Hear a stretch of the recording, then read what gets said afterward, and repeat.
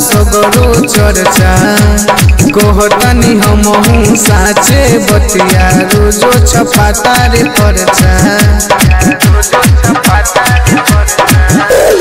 रे गौआ के सुन रे बबुआ होखत सगरो चर्चा कहतनी हमहू साचे बतिया रोजो छपाता रे परचा केहू जानत न रही पहचान हो गई है घाटा रोके लोही का बरांड हो गई सब देखी देखी लोग हैरान हो गई है घाटा रोके लोही का बरांड हो गई।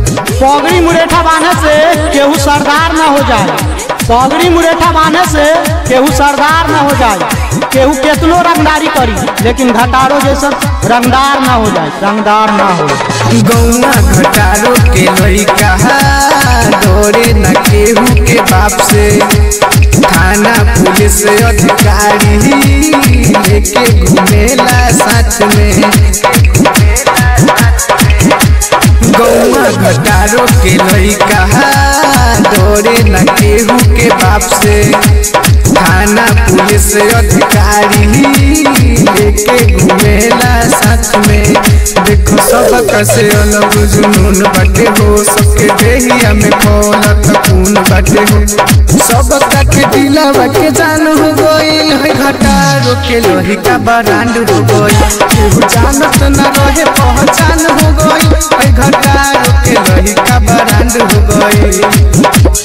अरे यहाँ के लड़का से उलझिए ना न तो फर्क बता दी जाती बेटा रंगदारिया लिखल बा हमरा घटारो के माटी। अरे कि बड़ बड़ कांड कर देवेला हंस के, अरे कि बड़ बड़ कांड कर देवेला हंस के बेटा उलझिए ना न तो पतो न चले दी तारा लाश के।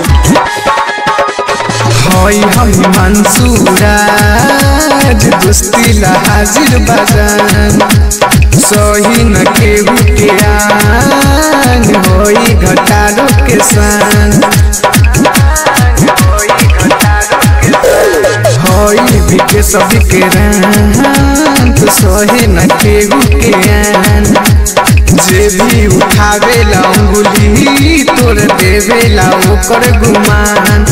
डीजे राहुल से काहे परेशान बारो सब एमआई कुंदन से काहे बदला हम बारो देखो दिल दीवाना ही मंसूराज हो गई है घटारो के लोही का बरांड हो गई केहू जानत न रहे पहचान हो गई है घटारो के लोही का बरांड हो गई। साई आरती रिकॉर्डिंग स्टूडियो लालगंज वैशाली।